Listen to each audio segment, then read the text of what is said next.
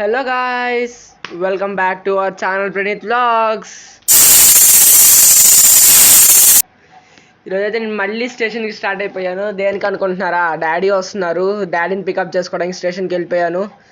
స్టేషన్కి వచ్చేసాను. ట్రైన్ కోసం వెయిటింగ్ అనమాట. చాలాసేపు అయింది వచ్చి కూడా. ట్రైన్ ఎక్కడ అని ఎదురు చూస్తున్నా. అదిగోండి డాడీ వచ్చేసాను. ట్రైన్ అయితే వచ్చేసింది. డాడీ వచ్చారు.